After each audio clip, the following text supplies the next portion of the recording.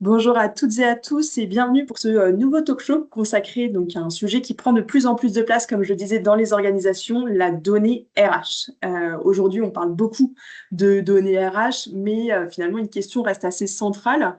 À quel moment la donnée RH, elle devient un véritable levier stratégique? Un levier donc pour éclairer des décisions, pour objectiver aussi certains débats et parfois aussi pour repositionner la fonction RH dans la stratégie de l'entreprise. Et c'est ce dont on va parler ensemble dans cette prochaine heure. Donc, ce talk show est organisé par Assis. Assis, c'est un éditeur de logiciels de gestion des temps et de planification qui accompagne les organisations dans le pilotage et la valorisation de leurs données RH. Et pour nourrir cette discussion, j'ai la chance d'accueillir trois invités, à commencer par Cécile Desroins, donc avocate et juriste en droit du travail et fondatrice de l'Académie RH. Donc l'Académie RH, c'est une structure qui accompagne les DRH et les professionnels RH dans le développement de leurs pratiques et de leur expertise.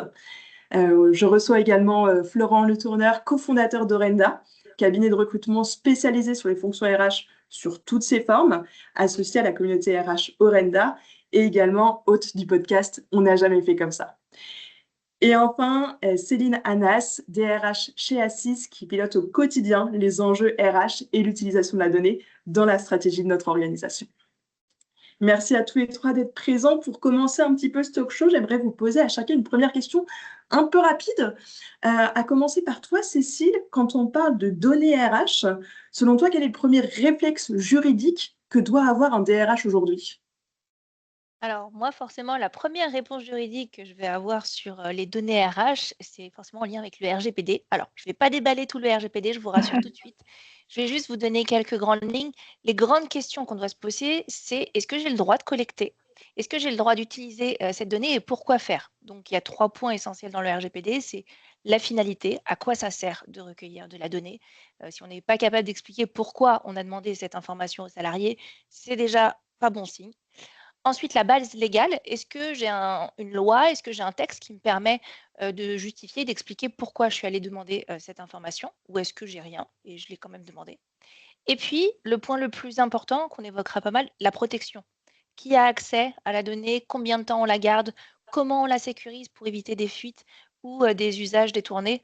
Donc ça, c'est vraiment les grands axes du RGPD si on devait simplifier, si vous deviez retenir des choses essentielles, c'est déjà ça et là, ce serait une très bonne base.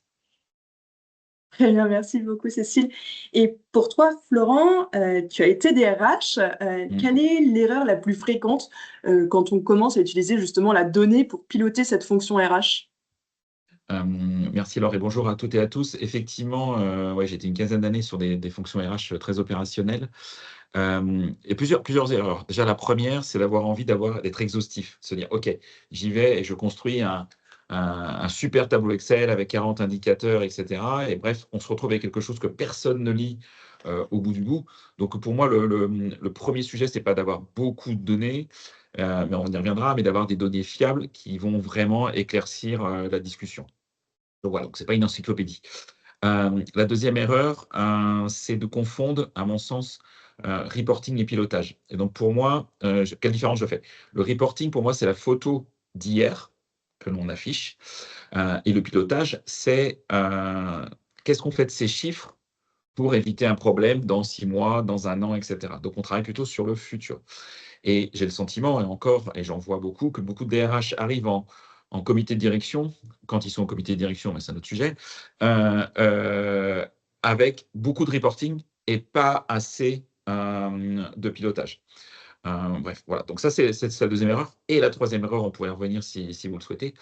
On parle beaucoup de ressources humaines proches du business, voire même dans certaines organisations de HRBP, qui est un mot à la mode et en même temps, quid des données RH versus effectivement le business? Il faut qu'on ait des données qui parlent effectivement à l'ensemble de l'entreprise, à l'ensemble des parties prenantes de l'entreprise et non pas juste à un écosystème RH qui a sa place, mais qui est insuffisant pour être effectivement dans le business comme la fonction RH est attendue aujourd'hui, par les décideurs. Très bien, merci beaucoup Florent. Et pour finir un petit peu ce premier tour de table, Céline, toi pour le coup tu es DRH en ce moment, notamment chez Assis. La donnée RH aujourd'hui, est-ce que selon toi c'est plutôt un outil de pilotage, un levier stratégique ou finalement une pression supplémentaire? Bonjour à tous. Alors, en fait, ça peut être les 3, selon la manière dont on va l'utiliser. Donc, c'est clairement un outil de pilotage parce que ça va nous permettre de suivre, d'objectiver et d'ajuster nos actions au quotidien. C'est un levier stratégique à partir du moment où ça va venir éclairer les décisions et aligner, comme le disait Florent, les enjeux humains avec les enjeux économiques, financiers de l'entreprise. Et pour moi, ça ne doit pas être une pression supplémentaire, mais ça peut l'être quand la data, elle est subie. C'est-à-dire quand elle est mal structurée, quand elle est trop abondante ou quand elle est utilisée juste pour contrôler finalement ce qui est fait. Donc finalement, pour moi, tout va se jouer dans la maturité de l'organisation et dans l'intention qu'on a derrière l'usage qu'on fait de la donnée. Si c'est un outil de contrôle, c'est une contrainte. Si c'est un outil d'aide à la décision, là, on est sur du levier de valeur. Super, merci beaucoup pour ces premiers éclairages. Vous avez beaucoup parlé tous les trois un petit peu de justement de cette partie stratégique de la donnée. C'est ce que je voulais aborder en première partie de ce talk show sur pourquoi est-ce qu'on considère que la donnée RH, elle est devenue stratégique. Avec une première question, selon vous, qu'est-ce qui a changé ces dernières années pour que la donnée RH devienne aussi stratégique dans les organisations? Peut-être Florent, est-ce que tu as un premier élément de réponse à nous partager? Juste, la donnée RH devient un sujet stratégique, c'est, à mon sens, que la fonction RH est devenue une fonction stratégique. En tout cas, j'espère qu'elle l'est devenue, dans vos organisations. Si c'est le cas, tant mieux. Si c'est pas le cas, il faut se plaindre. Voilà, donc l'idée, c'est d'avoir quelque part, le même niveau de langage que des fonctions qui sont habituées à parler data. Je pense à la finance, évidemment, je pense au commerce, qui parle data depuis la nuit des temps. Je pense même aujourd'hui au marketing, qui aujourd'hui tout est donné. Et puis on avait le vilain petit canard qui était la RH, qui elle, avait plutôt des ressentis, des éléments. Et aujourd'hui, on a besoin, et pour la crédibilité de la fonction, d'avoir des chiffres précis, des tendances, des scénarios, etc. Et de sortir du registre qui est purement social, alors rien à voir avec le droit social de Cécile, mais purement social, versus effectivement un registre qui doit être stratégique. Donc pour moi, je pense que la vraie prise de conscience, elle est là pour avancer. Et puis deuxième sujet, je pense que les sujets RH qu'on vit tous, il y a eu les difficultés de recrutement, alors peut-être un peu moins vrai aujourd'hui, mais et encore, ça reste mesurable dans certains univers. Les difficultés de recrutement, l'engagement, les sujets de charge mentale, les sujets d'organisation du travail, etc., sont devenus des sujets, à mon sens, de survie pour les entreprises, en tout cas versus leur compétition business. Donc, les données RH, elles permettent aujourd'hui effectivement d'objectiver tous ces sujets-là et du sortir on a le ressenti, on a l'impression que, ou j'ai entendu dire que, voilà, d'être vraiment factuel. Ok, très bien, merci beaucoup Florent. Et pour toi, Cécile, justement, sur la partie peut-être un peu plus juridique, droit du travail, cette partie de données RH qui est devenue stratégique. Alors moi, je rejoins entièrement effectivement ce qu'a dit Florent, mais avec ma casquette juridique, c'est peut-être pas le même angle que je vais avoir. Pour moi, ce qui va changer concrètement avec la donnée RH, c'est la combinaison de 3 éléments. Déjà, d'une, il y a une massification des données. Aujourd'hui, si vous comparez à il y a 50 ans, tout est numérisé, la paye, le temps de travail, le télétravail, les entretiens qui sont réalisés sont numérisés. Il y a beaucoup d'outils collaboratifs, ce qui veut dire qu'aujourd'hui, on a une vision beaucoup plus fine de l'activité et beaucoup plus fine de la trajectoire des salariés, chose qu'on n'avait pas il y a 50 ans. Ensuite, on a aujourd'hui l'arrivée d'outils qui sont vraiment très puissants. On a des tableaux de bord, on a des algorithmes, on a l'IA qui arrive, on en reparlera, qui permet de prédire, de simuler, de scorer. Donc là, c'est vraiment, la donnée, elle devient un outil d'anticipation dans l'entreprise. C'est ça qui va changer. Et dernière chose que j'ai déjà évoquée, c'est le cadre juridique. Forcément, avec tout ce qui s'est passé ces dernières années, le cadre juridique, il n'a cessé d'évoluer et il s'est vraiment renforcé avec ce fameux RGPD, cette réglementation du coup qu'on va avoir qui s'applique dans toutes les entreprises et avec la jurisprudence. On va avoir beaucoup maintenant de jurisprudence sur le sujet. Donc le DRH, c'est plus seulement un utilisateur de données, c'est aussi la personne qui est responsable de démontrer que tout cela est fait dans le respect des droits des salariés. Donc en fait, si on résume, la donnée RH, aujourd'hui, elle devient stratégique à double titre. Le premier, c'est que ça va peser dans les décisions d'entreprise, ça on l'a déjà dit. Et puis, ça va aussi protéger l'entreprise et les salariés en restant dans un cadre légal et éthique qui devra être clair. Et ça, c'est vraiment tout l'enjeu des prochaines années. Très bien, merci beaucoup, Cécile. Et pour toi, Céline, dans ton organisation et dans ta fonction aussi de DRH, pourquoi est-ce que la donnée RH, selon toi, est devenue stratégique? Je vais reprendre un peu les éléments de Cécile et Florent parce que pour moi, il y a plusieurs évolutions ces dernières années qui ont fait qu'on a une combinaison aujourd'hui qui rend la donnée RH de plus en plus stratégique. Il y a déjà les entreprises qui doivent décider plus vite avec plus d'incertitude. On a eu, depuis le Covid, la montée en puissance de tout ce qui est enjeu humain. Florent en a parlé. On a aussi une exigence de plus en plus accrue. On n'est plus le vilain petit canard. On parle de ROI en ressources humaines aussi maintenant. On a tout ce qu'a évoqué Cécile, la transformation des outils. On a beaucoup plus de données exploitables aujourd'hui qu'on en avait auparavant. Et puis l'émergence de l'IA. Donc tout ça combiné, ça nous donne un paysage où la donnée RH, elle est devenue stratégique et on peut constater aujourd'hui qu'elle permet d'appuyer les décisions et qu'elles vont avoir, ces décisions RH, un impact direct et mesurable sur la performance de l'entreprise. Voilà. Très bien, merci beaucoup. Et justement, pour continuer avec toi, Céline, est-ce que justement tu peux peut-être nous partager un moment où une donnée RH a permis peut-être d'éclairer, de faire évoluer une décision? Alors, j'en aurais plein, mais je crois qu'on n'a qu'une heure. Alors, on est éditeur de logiciels au sein d'Assys. Donc, la donnée la plus éclairante pour moi aujourd'hui, ce n'est pas forcément celle que j'avais auparavant dans l'industrie, par exemple, que j'ai pu connaître avant. C'est en propre au contexte de chacun. Là, aujourd'hui, la donnée autour de l'engagement du collaborateur, pour moi, ça va être la plus stratégique parce qu'elle va permettre de vraiment mesurer la qualité de leur quotidien, le climat dans l'entreprise. Donc, si j'ai qu'un seul exemple à donner, je vais aller sur le baromètre externe. On fait chaque année ce baromètre Happy at Work, je pense que certains connaissent, on est labellisé et en fait, ça permet d'aller mesurer le niveau d'engagement. Et cette démarche, elle nous permet de constater la confiance de nos collaborateurs dans la trajectoire de l'entreprise, dans son fonctionnement. Donc ça, on en est rassuré et content. Mais on a aussi pris conscience que nos collaborateurs, ils n'avaient pas forcément la compréhension du temps long. Et c'est une subtilité importante. C'est-à-dire qu'on est focalisé sur le quotidien, mais en parallèle, on prend aussi des décisions, on travaille sur nos enjeux du plan stratégique, donc à horizon 5 ans. Et ça se construit dans le temps, ce n'est pas toujours visible tout de suite dans le quotidien des collaborateurs. Et voilà, ce baromètre, il nous a permis de constater ce point-là. Et donc, on a mis en œuvre des actions adaptées.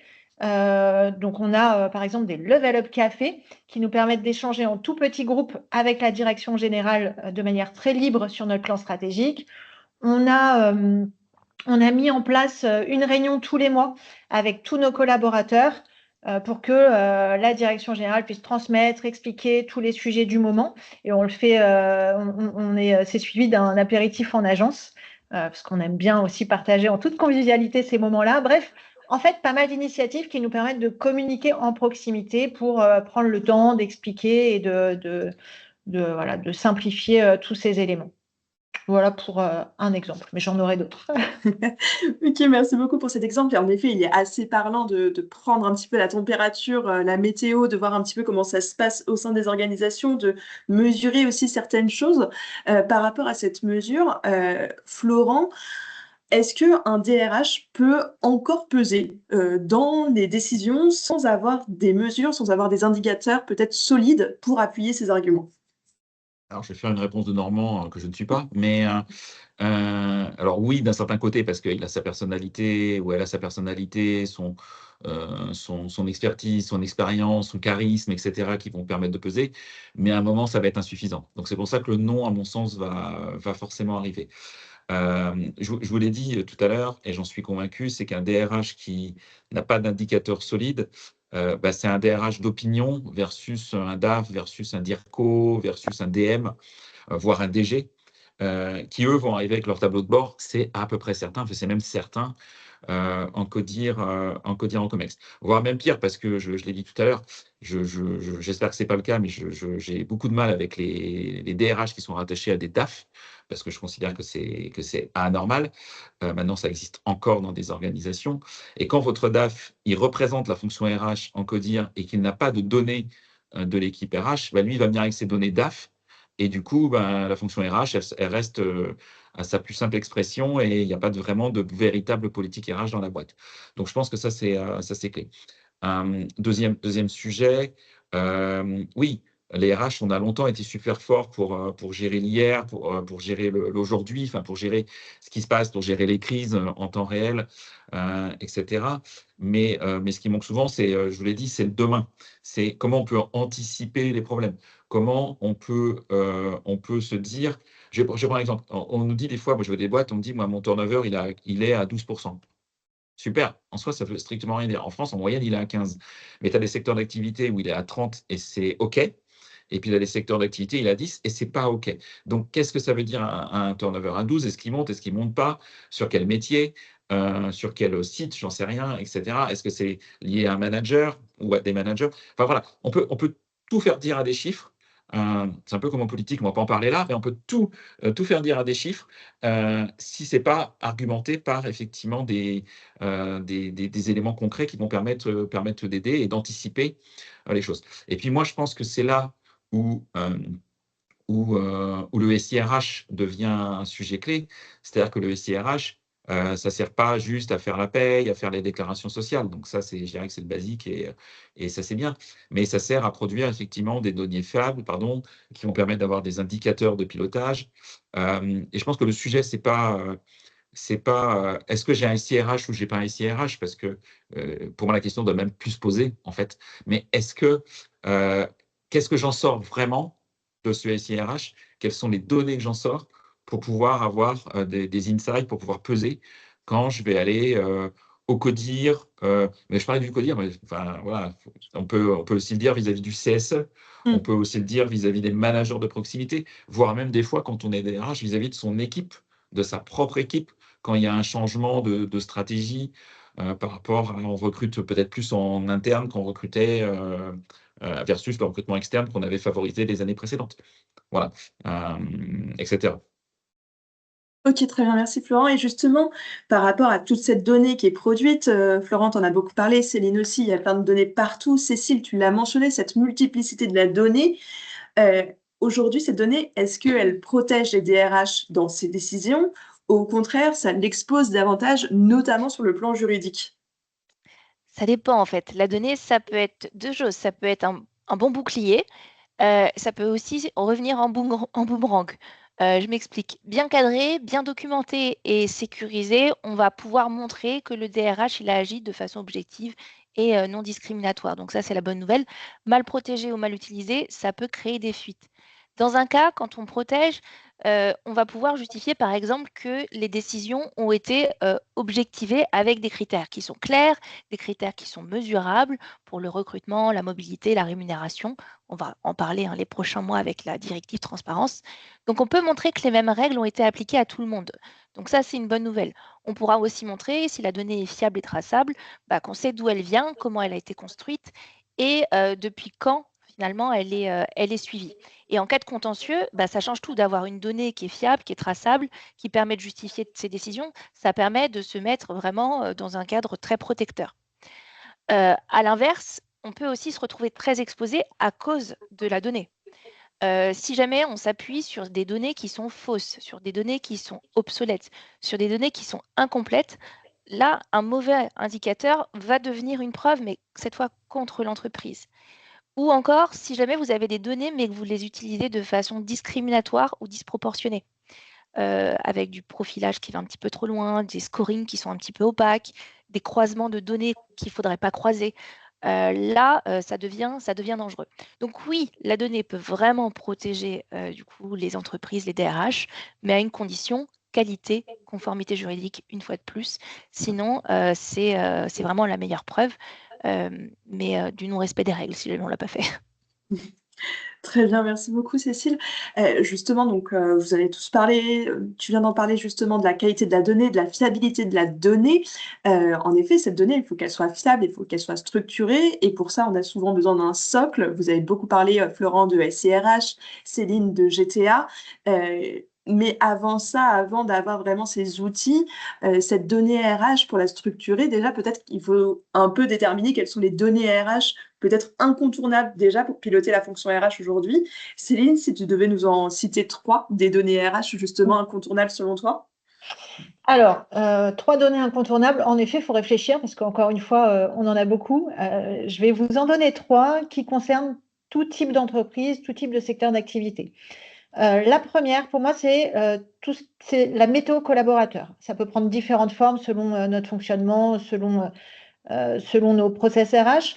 Nous, on a un entretien tous les mois. Nos managers passent 30 minutes avec chacun de leurs collaborateurs pour évoquer le quotidien et on en sort une météo. C'est quelque chose qu'on suit en comité de direction tous les mois. Au-delà des actions que ça permet d'enclencher au niveau du management, c'est des éléments qui sont lus par l'équipe RH tous les mois et ça nous permet de voir les points de friction, faciliter l'interaction entre deux services. Donc vraiment, double action au niveau du terrain par les managers et au niveau de l'équipe RH. Donc là, on est dans le pilotage du quotidien. Je vais vous citer en deuxième l'absentéisme. C'est valable là aussi partout. Ça vient impacter directement la productivité, ça vient impacter l'organisation de l'entreprise. Donc, c'est vraiment un indicateur pour moi, quel que soit notre secteur, qu'il faut qu'on suive, qui va prendre plus ou moins d'importance selon le secteur. Mais là, on va être sur la prévention, on va être sur la qualité de vie au travail, on va être sur l'organisation du travail. Voilà. Donc, l'absentéisme, il faut le regarder pour moi. Le dernier que je vais vous citer, c'est tout ce qui va tourner autour du suivi du temps de travail, de l'organisation du travail, du flex office. Donc là, je mets un peu tous les mots ensemble parce que selon notre secteur d'activité, on va être sur une démarche différente. Mais en tout cas, là, on va aller toucher sur ces items-là comment l'entreprise fonctionne. On va pouvoir regarder l'écart entre le travail prévu, le travail réel. On va pouvoir aller regarder la surcharge, la sous-charge, est-ce qu'il y a des déséquilibres dans le quotidien. Donc selon si on badge, encore une fois, selon notre philosophie et notre fonctionnement d'entreprise, le flex office, est-ce qu'il est beaucoup utilisé? Est-ce que ça vient être un sujet de friction? Comment ça fonctionne tout ça? Et ça va vraiment venir alimenter les décisions d'organisation. Donc là, on va être sur le dimensionnement des équipes, on va être sur l'optimisation de l'organisation, on va être sur du gain de productivité. Donc voilà, c'est le troisième que j'ai envie de citer. Et puis, je ne vous parle pas de turnover, mais je le dis quand même, ça paraît évident en fait de citer le turnover. Et pour moi, quand on suit correctement les 3 items que je viens de donner, on n'a pas besoin de regarder le turnover parce que normalement, ça veut dire que le reste étant pourvu d'actions correctives, prédictives, on a un turnover qui doit pouvoir fonctionner et qu'on n'a pas besoin de regarder en permanence.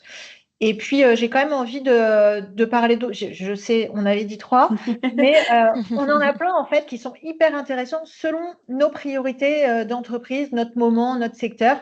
Le délai de recrutement, le taux d'acceptation des offres, le ROI sur nos formations. Enfin, il y a vraiment plein de choses à regarder, en fait, à partir du moment où on en fait des leviers d'action derrière. Très bien. Bon, merci beaucoup Céline donc, pour ces 3 données qui, selon toi, sont incontournables. À contrario, Florent, toi, dans les entreprises que tu accompagnes, quelle est la donnée RH que tu vois le plus souvent sous-exploitée? Alors, je vais éviter de vous en donner 40, comme j'ai dit en intro, mais je rejoins Céline. J'en ai 2-3 que je ne vois pas partout et que je trouve aujourd'hui indispensables. La première chose, c'est le coût du non-recrutement. Quand je m'exprime, concrètement, parfois, on calcule le coût d'un recrutement raté. On sait ce que ça nous a coûté, etc. D'ailleurs, il y a plein d'enquêtes qui le disent, ça va coûter X mois de salaire en moyenne pour un cadre ou X mois de salaire pour un non-cadre. Très, très bien. Mais le coût d'un non-recrutement, c'est plus compliqué parce que ça peut engendrer des heures sup dans l'équipe, ça peut engendrer de la démotivation chez les gens qui restent, ça peut engendrer de la perte de chiffre d'affaires, une qualité de service commercial qui peut être dégradée ou de qualité de service interne qui peut être dégradée, etc. Et donc, quand on met un chiffre sur son non-recrutement, le débat, il change. En fait, c'est plus on a du mal à recruter ou c'est dur de recruter, etc. C'est on perd X euros et on abîme notre promesse client. Moi, j'ai eu le cas, je prends un exemple très concret chez un chauffeur poids lourd, enfin un professionnel du transport de poids lourd, qui manquait X chauffeurs. Et voilà, il m'avait contacté puisqu'il chouinait dans la presse qu'il ne se trouvait pas de chauffeur. Donc, ça ne sert à rien de chouiner parce que de toute façon, ce n'est pas comme ça que tu vas réussir. Par contre, est-ce que tu chiffres quel chiffre d'affaires tu ne fais pas parce qu'il te manque X chauffeurs? Et on était à près d'1 million d'euros annuel de chiffre d'affaires non réalisé par manque de chauffeurs. Donc là, c'est hyper concret. Et là, versus ce que peut coûter de la marque employeur un cabinet externalisé, j'en sais rien, c'était pas grand-chose en fait. Voilà. Deuxième indicateur, c'est la mobilité interne versus le recrutement externe. Voilà. Les boîtes aujourd'hui savent mesurer les recrutements. Mais est-ce qu'on sait mesurer peut-être l'économie qu'on réalise grâce à la mobilité interne versus des recrutements externes? Donc, voilà, si on additionne le coût d'un recrutement, l'intégration, le risque d'erreur, etc., et qu'on compare avec une mobilité interne qui est bien préparée, on peut vite se rendre compte que, surtout en ce moment où les économies sont un peu dans la bouche de tout le monde, la mobilité interne peut être un levier important. Et puis le troisième indicateur, en tout cas le troisième sujet et qui engendre un indicateur pour moi, ce sont les données de départ, les fameux off-boarding. Il y a déjà peu d'entreprises qui ont mis en place des véritables off-boarding dans leur organisation, ce qui est déjà un premier point à corriger. Mais si on en a un, c'est pas juste un entretien de départ qui peut être vécu comme une formalité administrative. C'est justement, il y a énormément de choses qu'on peut récupérer d'un entretien de départ, qu'on peut exploiter pour anticiper de potentiels autres départs qu'on pourrait éviter, etc., etc. Donc, voilà, donc croiser les motifs de départ avec, comme le disait Céline, avec les données de turnover, les données de climat social, les données de management, en fait, voilà, et d'avoir un peu de stratégie sur ces données-là, peut-être utiliser l'IA, et Cécile en parlait à juste titre, pour effectivement avoir les bons leviers et avoir ensuite un gisement d'actions concrètes qu'on peut exploiter pour améliorer tout ça, quoi. Justement, ça me fait partie de la prochaine question sur l'exploitation de cette donnée, de tout ce qui va être fiabilité, de crédibilité aussi de la donnée. Et ça rejoint une question qui a été posée également sur donc, comment convaincre la direction d'investir dans des outils qui permettent de mettre en place des tableaux de bord spécifiques RH pour construire des plans d'action adaptés. Comment est-ce qu'on devient crédible aux yeux de la direction avec de la donnée RH? Céline, est-ce que tu as justement peut-être des premiers éléments de réponse à partager sur ce sujet? Oui, ça va, je sous-exploite pas trop mes données, donc je suis rassurée. Alors, oui, comment est-ce que une donnée devient crédible? Pour moi, elle est crédible quand elle permet de décider et pas juste de constater. C'est ce que disait tout à l'heure Florent, quand on est juste dans le rétroviseur à regarder ce qui s'est passé, bon, on ne peut pas trop piloter avec notre donnée. Donc ça, c'est le premier élément. Et finalement, on va parler de fiabilité, on va parler de régularité et on va parler de la manière dont on le présente. C'est les trois éléments qui font le socle d'une donnée qui peut devenir crédible. La fiabilité, c'est une évidence parce que si on n'a pas confiance dans ce qu'on produit, si c'est faux, c'est inutilisable. La régularité, elle va être pas moins importante parce que si on ne suit pas dans le temps, si on ne le compare pas, si on n'a pas les données de suivi, elle n'a pas vraiment de sens parce qu'en effet, il nous manquera le contexte, il nous manquera plein de choses, comme le disait Florent tout à l'heure. Une data toute seule, finalement, ne va pas nous apporter beaucoup. La lisibilité est pas moins critique parce que la manière dont on va présenter notre data RH va permettre ou pas à tout le monde de la comprendre. Donc, on va être crédible si ce qu'on produit est compréhensible, si c'est mis en perspective, si on peut comparer avec de l'interne ou avec du benchmark externe, bref, quand elle est lisible. Et puis, une fois qu'on a tout ça, on va être crédible avec notre donnée si on peut s'appuyer dessus pour décider. C'est-à-dire que ça doit nous permettre de faire le lien avec les priorités de l'entreprise, l'impact opérationnel, l'impact financier, le côté en fait business partner du RH. Ça doit nous permettre en fait toute cette donnée et cette analyse de répondre à des questions stratégiques de l'entreprise, de mettre en évidence les enjeux, bref, d'aller arbitrer finalement des choix plus larges. Si on n'a pas cette dernière étape de prise de décision et d'alimentation, finalement, on est sur une data, comme le disait Florent, qui est informative. Et donc là, on n'a pas la crédibilité qu'on est en train d'essayer de mettre en avant. Très bien, merci beaucoup Céline. Et justement, il y a une question qui est apparue. Tu parlais de benchmark. Est-ce que tu aurais peut-être des idées où trouver justement ce type de benchmark sur les données RH pour réussir à se comparer par secteur d'activité, pour identifier au mieux, pour réussir à se placer par rapport à la donnée? Florent, justement, tu disais qu'en fonction du turnover et du secteur, ça voulait pas dire la même chose, mais où est-ce qu'aujourd'hui on peut trouver ce type de benchmark pour réussir à se comparer sur des données fiables? La question est pour moi? Pour toi ou Eh ben, pour j'y Céline, réponds, en pas de souci, fonction. t'inquiète. Vas-y, Florent, T'inquiète. je t'en prie. Pas de souci. Alors déjà pour avoir des données fiables, là où j'en suis, j'ai une vraie conviction que c'est quand on est RH, faut sortir de son bureau et aller à la rencontre de ses pairs. Donc je pense qu'il faut oser rencontrer ses collègues, voire même ses collègues qui travaillent chez des compétiteurs. C'est pas grave, hein, ça fait pas mal. Échanger avec vous, partager. Voilà. Donc après, on peut trouver des datas sur le web, évidemment. On peut demander aussi à des outils d'IA d'aller nous chercher. Alors attention aux outils d'IA parce que s'ils ne trouvent pas, ils vous inventent des chiffres. Donc il faut faire extrêmement attention quand même à ces sujets-là. Soyez prudents sur l'usage de l'IA dans la recherche de données. Moi, je pense que la meilleure chose, c'est effectivement d'aller au contact des hommes et des femmes qui travaillent dans les organisations. Il y a aussi beaucoup de syndicats professionnels. Dans vos métiers, il y a beaucoup de syndicats professionnels. Je pense qu'il faut aller les rencontrer. La NDRH a aussi beaucoup de rencontres, beaucoup d'événements qui vont permettre de partager sur tous ces sujets. Moi, je pense qu'il ne faut pas inventer. Je pense qu'il faut se renseigner, il faut appeler, faut oser partager et il faut savoir donner aussi pour recevoir. Donc, si on attend effectivement que les autres vous donnent des infos, toi, tu n'en donnes pas, ça ne marche pas. Donc, voilà, donc c'est un jeu et de comprendre où on se situe dans le marché. Quand je disais que, tu vois, dans les ESN, je ne sais pas s'il y en a qui nous écoutent, mais dans les ESN, un turnover à 30%, c'est la norme. Voilà. Donc, si on est, je dis pas que c'est beau, je dis pas que c'est bien, mais en tout cas, c'est la norme. Ou tu vois, moi, j'ai un client qui est dans le monde du conseil. C'est un mode pyramidal. Ils savent tellement bien qu'ils recrutent beaucoup de jeunes, mais que tout le monde ne sera pas manager. Et donc, ils ont un taux de départ à 2 ans, et ils mesurent ça, qui est très élevé.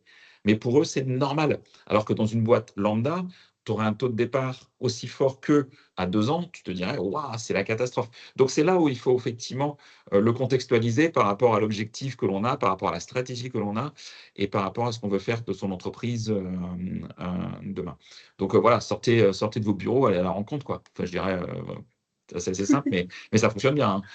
Donc, Super, merci beaucoup Florent. Et justement, pour continuer avec toi, encore une fois sur la donnée, donc tu en parlais beaucoup, il y en a beaucoup, il y en a partout. Cécile, tu en as parlé, Céline aussi. Aujourd'hui, comme je vous le disais aussi en introduction, on a quand même beaucoup d'outils dans les équipes RH, de plus en plus.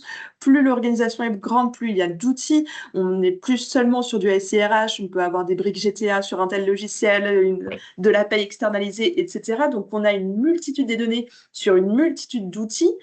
Comment est-ce qu'on fait pour réussir à ne pas se disperser et pour réussir à rester stratégique avec cette donnée RH qui est multiple? Ouais, ton sujet est bon parce que tu vois, moi, je vois des clients qui ont je dirais un outil par vertical RH quelque part, tu vois, un ATS, un fichier Excel, un GTA, etc., et qui se plaignent, et puis d'autres qui ont un outil qui fait tout et qui se plaignent parce que justement, il est moins souple. Donc, tu vois, donc c'est extrêmement compliqué d'avoir un avis là-dessus. Par contre, et là, je vais rejoindre ce qu'a dit Céline tout à l'heure. Je pense que le sujet, c'est la crédibilité. Si tu arrives dans un comité de direction, si tu arrives dans des CSE ou des comités de direction différents, des CSE différents, et qu'un jour, tu as pris des chiffres qui viennent de ton export Excel, un autre jour d'un fichier partagé, puis un troisième d'un GTA, et puis que d'un coup, tes interlocuteurs se rendent compte que tes chiffres ne coïncident pas, tu vas perdre en crédibilité.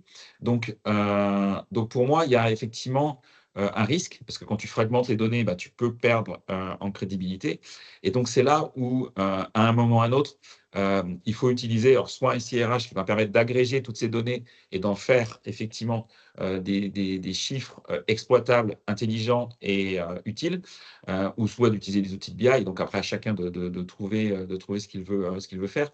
Mais je pense qu'il faut savoir les analyser, les chiffres, savoir les prendre et ensuite les analyser. C'est là où je pense que l'IA RH, l'IA prédictive peut vous aider avec une qualité de données, une centralisation de données.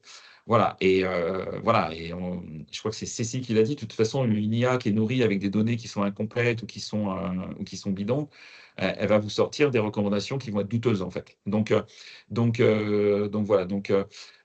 Pour moi, la clé, c'est l'hygiène de la donnée. Elles peuvent être dans différents endroits, mais il faut être certain qu'elles sont hyper claires. Et si les outils se parlent entre eux par des API, je suis un peu navré pour la technique, mais il faut vraiment faire ça de manière très chirurgicale pour être certain qu'effectivement, ensuite, on soit pertinent dans ce que l'on va préconiser comme action et pas se décrédibiliser en tant que DRH, quoi. Merci beaucoup Florent. Et justement, donc, tu parlais beaucoup de fiabilité de la donnée, de faire en sorte que la donnée soit propre.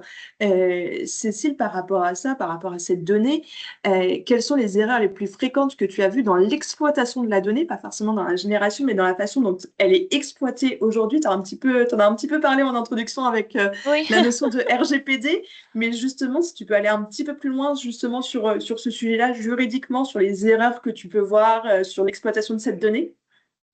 Moi, je vois 3 grandes erreurs qui peuvent être, commises sur, l'exploitation, l'utilisation des données.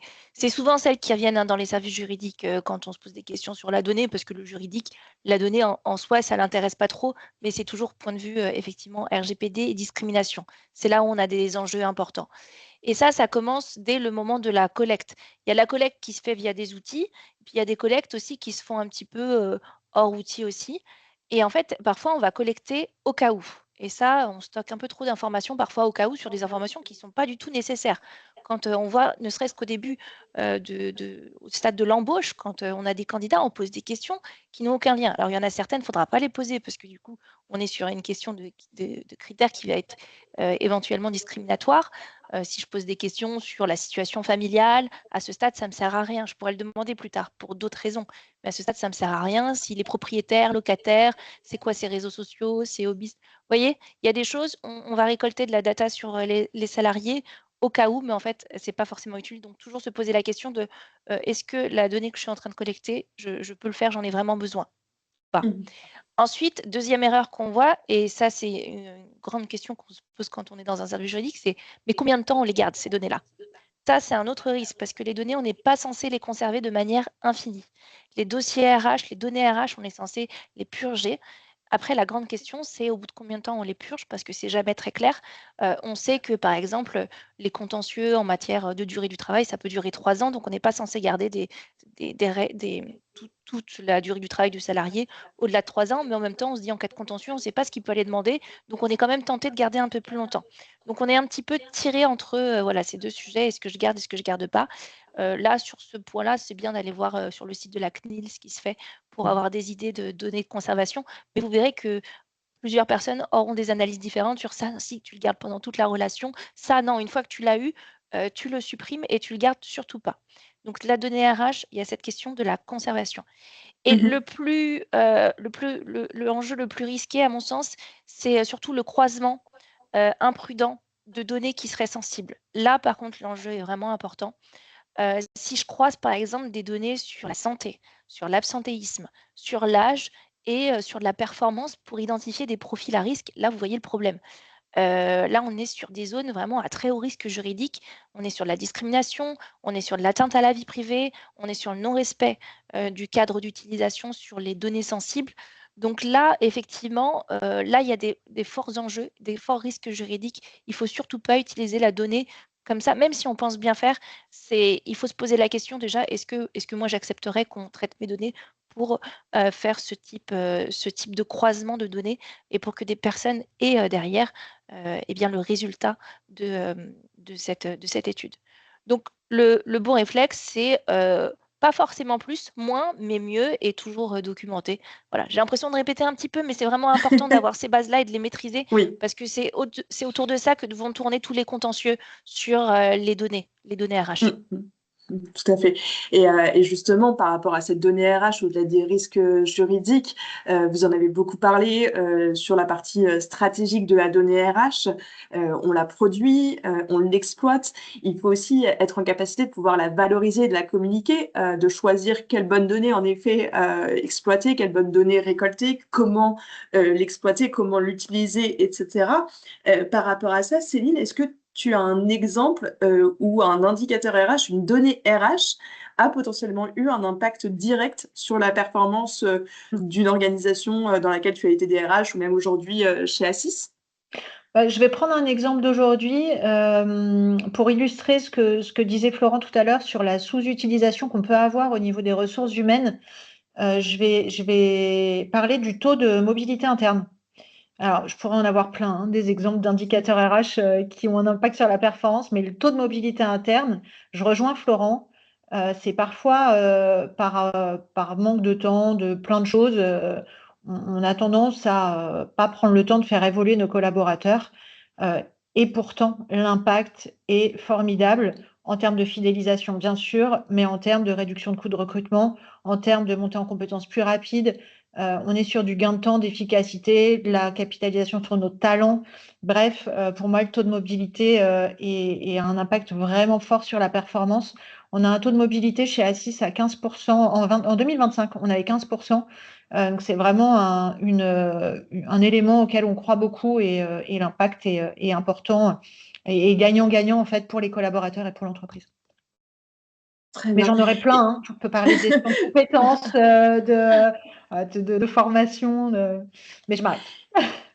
Merci beaucoup, Céline. Et justement, par rapport à ça, toi, Florent, j'ai deux questions en une. La partie sur justement, est-ce qu'un DRH, par rapport à cette donnée, ça doit devenir un storyteller de la donnée pour réussir à peser dans les décisions? Et dans le même temps, on le sait, il y a certaines données RH qui restent invisibles ou parfois peu entendues dans les instances de direction.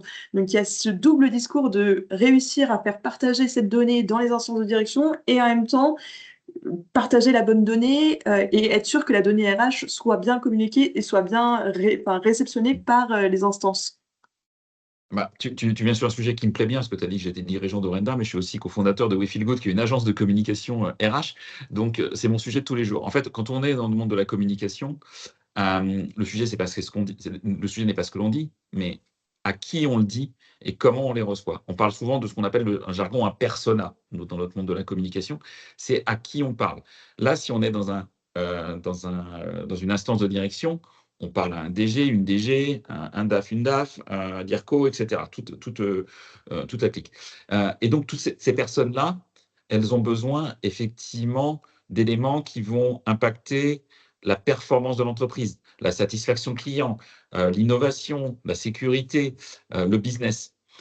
Et si Céline ne voulait pas en parler, mais moi je vais en parler. Si on prend l'exemple de la formation, j'ai été responsable formation à une époque, et moi j'étais trop fiero d'aller voir mon DG pour lui dire: ah, cette année, on a fait 2000 heures de formation.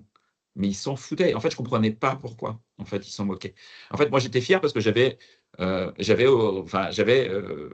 réalisé les objectifs qu'on fixait, le pourcentage de la masse salariale. Enfin bref, j'étais trop fier de moi. Sauf qu'en fait, ce n'est pas tant le nombre d'heures de formation qui compte, c'est l'impact de la formation sur le business de l'entreprise, sur les commerciaux. Est-ce que ça va les aider à vendre? Est-ce que l'usine va mieux produire? Est-ce que la logistique va avoir moins d'accidents? J'en sais rien. En fait, c'est ça qui est hyper important. Et donc, il faut transformer, tu vois, ces 2000 heures ou 2000 jours de formation, ce qu'on veut de toute façon, grâce aux formations suivies par telle ou par ces personnes-là, on a pu réduire de X% les accidents du travail, on a pu augmenter de 15% les ventes. Voilà, j'en sais rien. Et donc, qui vont parler aux personnes que l'on vise. Et donc, c'est là où les données RH vont être entendues du coup, tu vois, par rapport à ta question.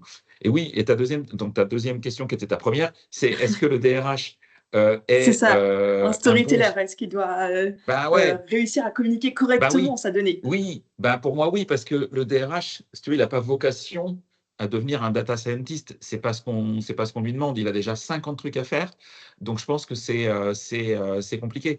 Par contre, être capable de transformer des chiffres en histoires compréhensibles par tout le monde qui vont éclairer les décisions, oui, c'est important. Et ça à tous les niveaux. Tu vois, là je veux sortir du comité de direction, mais et j'en ai rapidement parlé, si tu vas à un CSE, tu t'adresses à d'autres personas. Si tu t'adresses à des managers de proximité, tu t'adresses à d'autres personas. Si tu t'adresses à des collaborateurs, tu t'adresses à des personas. Et donc, à chacune de ces personnes, il faut raconter la bonne histoire qui vont faire comprendre les chiffres, même si les chiffres sont les mêmes en fait pour tout le monde, quel que soit le poste ou le niveau hiérarchique qu'on a dans la boîte. Et c'est là où, quelque part, il faut humaniser la donnée. Je ne dis pas que c'est facile, hein. Voilà, il faut partir de la réalité du terrain du persona et lui faire comprendre effectivement que ce chiffre est une bonne nouvelle ou n'est pas une bonne nouvelle. Et donc, ça peut engendrer des actions.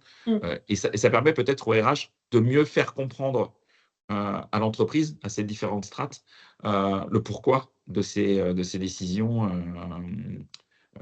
au quotidien. Je ne sais pas si Très je suis bien. clair, mais voilà, c'est comme ça que voilà. Ça me paraît plutôt clair et je pense que justement ça vient un petit peu faire le lien avec ma question suivante qui est plus pour toi Cécile, justement cette capacité à adapter son discours en fonction du persona, à donner les bonnes données en fonction du persona. On a plein de données RH, mais est-ce qu'aujourd'hui, il vaut mieux les partager justement différemment en fonction de la personne qu'on a en face de soi d'un point de vue juridique, ou est-ce que parfois, il vaut même carrément ne pas la partager, sachant que parfois, elle peut être disponible sur tel logiciel ou à travers tel outil. Comment est-ce que ça se passe finalement? C'est vrai qu'il faut faire attention à ce qu'on fait en interne. On va partager ce qui est utile pour travailler, donc des données d'organisation, de compétences, pourquoi pas d'absence s'il n'y a pas de nom, etc. Ça, il n'y a aucun problème, dès lors que l'accès est vraiment limité aux personnes qui en auront besoin. L'idée, c'est pas d'ouvrir toute la donnée à tout le monde. On va jamais, en revanche, diffuser largement des données qui, elles, seront hautement sensibles. Santé, sanctions, situation personnelle, tout ça, ça reste strictement confidentiel. Donc oui, toutes les données RH ne se partagent pas de la même façon. Certaines ne sortiront jamais d'un cercle très restreint. Les données hautement sensibles, quand on vous donne une présence d'une situation de travailleur en situation de handicap, bien entendu, vous devez prendre cette donnée et l'utiliser parce qu'elle sera utile pour certaines déclarations, mais pour le coup, il n'y a que les personnes qui ont besoin d'avoir cette donnée qui devraient être dans l'accès à la donnée, parce qu'on voit qu'il y a vraiment une donnée qui est hautement sensible. Et puis après, il y a la question du niveau de détail. Quand on est en comité de direction, on va partager des données, ce sera plutôt des tendances globales. On va chercher vraiment à analyser, à tirer un avantage de cette donnée pour faire des alertes, pour faire analyser les écarts. Quand on est avec des managers, on va se permettre d'aller un petit peu plus loin dans le degré de détail, mais uniquement sur ce qui va être nécessaire à la gestion à chaque fois de leur équipe et pas sur tout ce qu'on va retrouver dans le SIRH. Puis, bien entendu, il y a des contenus, comme je le disais, ce ne sera jamais des données utiles pour l'entreprise qui devraient être utilisées en dehors d'un cercle restreint. Tout ce que vous avez à l'issue d'entretiens disciplinaires, de conflits individuels, des confidences qui sont faites parfois par des salariés à la RH, ça reste vraiment dans un cadre one-to-one et ça ne sortira pas. Donc, l'enjeu, c'est toujours de trouver le bon dosage, partager assez pour pouvoir piloter, mais pas au point de transformer finalement chaque salarié en un espèce de tableau de bord permanent, en fait. C'est pas ça l'idée. Et justement, par rapport à ça, par rapport à ces risques juridiques, par rapport à la protection de la donnée, par rapport à la restriction aussi du partage de cette donnée, Cécile, tu en as parlé un petit peu, Florent aussi l'a mentionné sur l'arrivée de l'IA, notamment prédictive. Quels sont selon toi les nouveaux risques juridiques et, à contrario, peut-être aussi des nouvelles opportunités sur cette donnée? Alors, l'IA, elle va beaucoup aider à repérer des tendances, des risques, du turnover, des besoins de formation. Ça, c'est vraiment top pour ça. Le danger, c'est bien entendu de laisser la machine tout décider toute seule sur les carrières, sur des éventuels besoins de licenciement, où ça va venir renforcer des discriminations cachées. Donc, il faut toujours, et ça c'est obligatoire avec de toute manière la réglementation, qu'un humain garde la main sur ces IA.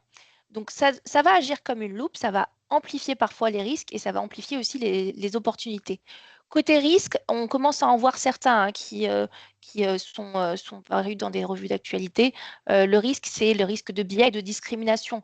Si l'algorithme vous l'entraîner sur des données qui sont historiques, qui vont refléter des inégalités, c'est ce qui s'est passé par exemple chez Amazon, ou quand on a voulu faire de l'analyse de CV, c'était il y a des années, hein, pas aujourd'hui.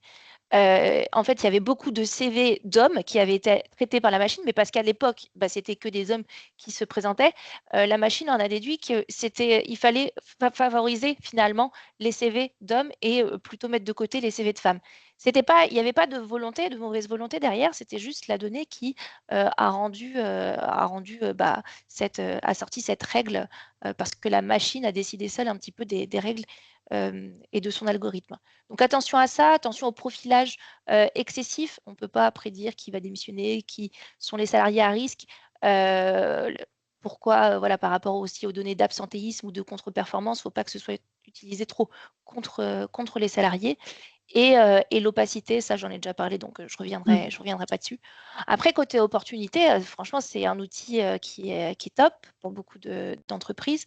On peut anticiper certains risques. On va pouvoir analyser des surcharges de travail, faire remonter quand il y a des surcharges de travail, trop de turnover, on l'a dit, des inégalités salariales. Ça va servir aussi à mettre en valeur des problématiques qu'on va résoudre. Donc, c'est une bonne nouvelle, en fait. Ça met vraiment le focus sur des sujets sur lesquels il faut agir. Ça va renforcer l'équité sur des modèles qui sont bien conçus, du coup, qui vont être audités, qui vont être corrigés. Et puis, ça va aider, bien entendu, les DRH à documenter les décisions, à donner des scénarios, à avoir des impacts chiffrés. Donc, ça sera utile, mais c'est à condition d'avoir ce double filtre juridique. Est-ce que je suis conforme? Est-ce que le droit des personnes est respecté? Est-ce que je ne vais pas trop loin dans l'usage de l'IA? Et filtre éthique, c'est toujours la question qu'on doit se poser, c'est est-ce que moi, j'accepterais une fois de plus que cet outil soit utilisé sur moi comme salarié avec mes données. Voilà. Si on a ça, si on garde ce contrôle humain, c'est un outil qui est vraiment très puissant. OK, très bien. Et justement, par rapport à ce contrôle humain, en sortant un petit peu de l'IA et en revenant vraiment sur la partie de la donnée RH, Florent, à force de tout mesurer, à force de tout piloter par la donnée, est-ce qu'il n'y aurait pas un risque de déshumaniser la fonction RH? Bah, oui, il y a un risque réel si la donnée devient une «fin en soi» entre guillemets, s'il y a pas d'analyse, mais il y a quand même des personnes qui sont derrière tout ça, il y a des parcours, enfin, il y a des histoires de vie. Mais pour moi, je pense que ça peut être aussi un formidable outil, enfin, la donnée peut être un formidable outil pour réhumaniser, à condition de l'utiliser pour mieux comprendre. Je reviens à ce que disait Céline, qui mesure, à rythme régulier effectivement, la température, je dirais dans l'entreprise, chez vous.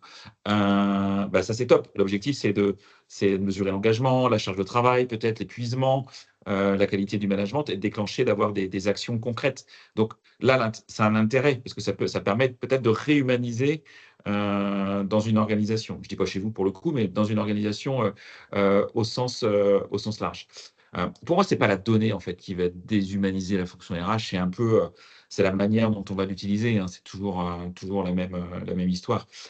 Si on s'en sert juste pour, je sais pas, contrôler, sanctionner, voilà, ça va pas aider quoi, ça va même éloigner. À contrario, si on s'en sert pour, peut-être prévenir, écouter, et cetera, ça va permettre de rapprocher. Donc voilà, c'est pas la donnée qui déshumanise, c'est l'exploitation de la donnée et ce que l'on en fait. Et je pense que si on a choisi, d'être un professionnel RH, c'est qu'on n'est pas data scientist. J'ai rien contre les data scientists, mais c'est un autre métier, quoi. Voilà.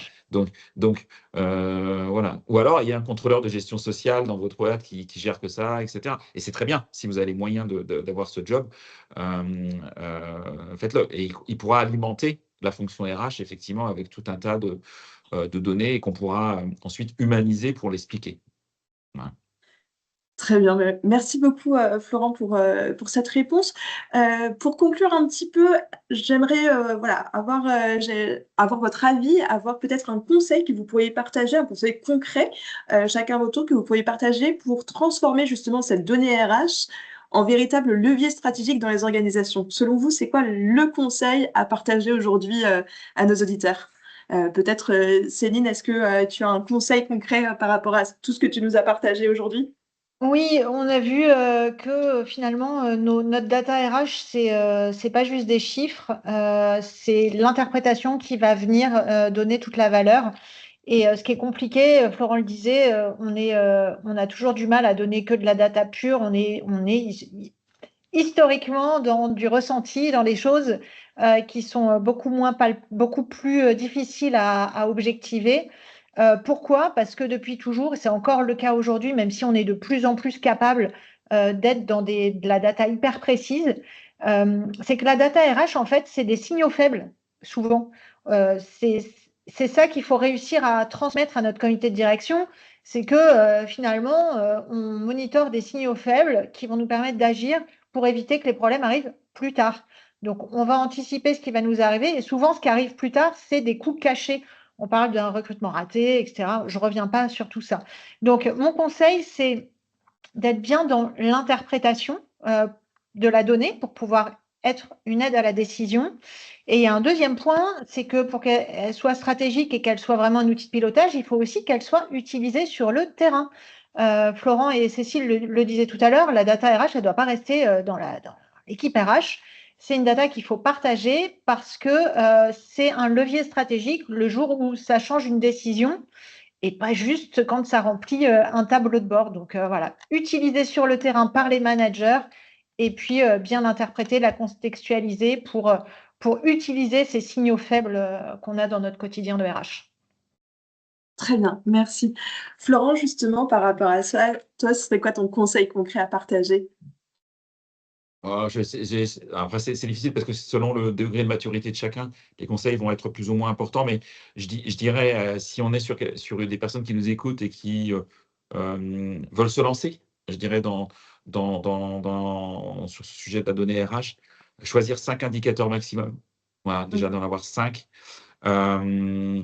Les associer chacun à un enjeu business dans son organisation pour que ça parle au-delà de la fonction RH, et puis de s'engager à les présenter à une instance. Alors, je ne sais pas si c'est le CODIR, idéalement, mais ça peut être autre chose, hein, tous les X semaines, X mois ou tous les trimestres, par exemple, avec un plan d'action. En fait, 5 indicateurs, on met, est-ce que ce sont des enjeux business pour la boîte? Voilà, donc on les explique. Et puis derrière, les plans d'action RH que l'on a et qui vont passer parce qu'on aura parlé effectivement aux personas que l'on vise. Très bien. Et pour finir un petit peu ce tour de table, Cécile, d'un point de vue juridique, quel est ton conseil à partager? Oh, moi, je ferai très court pour pas répéter effectivement ce qu'on s'est dit, mais mon conseil sur l'aspect juridique de la donnée, pour compléter un petit peu ce que vous avez dit, c'est eh bien, de cartographier les usages de la donnée RH et puis faire ce que je disais, clarifier, se demander est-ce que j'en ai besoin, à quoi ça sert, j'ai une base juridique, oui, non. Est-ce que j'ai le droit de la garder, si oui, combien de temps? Et si j'ai une donnée qui est sécurisée et qui est fiable, après, je pourrais en faire quand même pas mal de choses, mais il faut que j'ai cette donnée qui soit fiable si je veux m'en servir derrière. Et il faut surtout que je me débarrasse de toutes les données que je ne pourrais pas utiliser pour créer des indicateurs derrière. Voilà, c'est ça mon conseil. Super, et ben merci beaucoup. Donc, on l'a vu, hein, la donnée RH, c'est plus seulement un outil de reporting. Je crois que cette heure, elle l'a bien mis en place. bien utilisé, ça devient vraiment un levier stratégique pour éclairer les décisions, démontrer l'impact de la fonction RH, de vous en tant que professionnel RH, quel impact vous avez au sein des différentes instances, au sein de vos organisations. Et en effet, ça permet de renforcer sa place dans la stratégie de l'organisation. Merci à vous trois pour ces échanges et vos éclairages.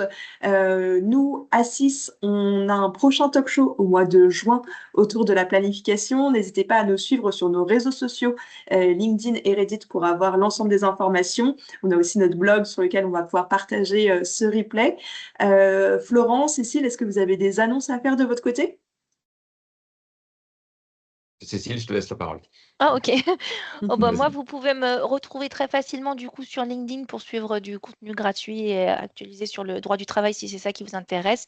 Et sinon, Laure en a gentiment parlé. Moi, je gère l'Académie RH qui est un organisme de formation, donc n'hésitez pas à faire un tour sur le site si jamais vous cherchez des formations sur les ressources humaines. Merci Laure. Merci, Cécile. Alors, deux actus. Une première actu sur mon podcast. On n'a jamais fait comme ça. Je sors dans 3 semaines un épisode sur les data RH avec un expert des data RH qui pourra compléter tout ce qu'on s'est dit. Donc, si vous voulez ne pas le louper dans 3 semaines. En attendant, il y a 120 autres épisodes si ça vous amuse. Et deuxième chose, j'ai sorti il y a 2 jours un livre blanc sur l'IA et les RH de manière très pratico-pratique, 60 pages autour des cas d'usage IA que l'on peut faire dans les ressources humaines. Donc, ce n'est pas un livre blanc publicitaire, c'est un livre blanc avec du contenu hyper costaud. Donc, si vous le souhaitez, vous me trouvez sur LinkedIn, c'est assez facile, c'est comme Cécile. Je pense qu'on vous nous retrouvez l'un ou l'autre très facilement sur LinkedIn. Vous m'écrivez, je vous l'envoie. Et Céline, je te l'envoie, tiens. Allez, voilà. Merci. Voilà. Très bien. Merci, Merci Laure. beaucoup à tous pour votre participation, pour votre présence ici. Donc, ce talk show sera disponible en replay cet après-midi sur vos adresses mail et ensuite sur notre blog et sur notre page YouTube. N'hésitez pas à nous suivre sur nos différents réseaux, à suivre aussi donc Florent et Cécile. Céline aussi qui écrit une newsletter pour les DRH tous les trimestres. Donc, n'hésitez pas à vous inscrire. Merci à tous. Je vous souhaite une très bonne fin de journée, une très bonne fin de semaine. Et j'espère vous revoir très bientôt sur les différentes plateformes.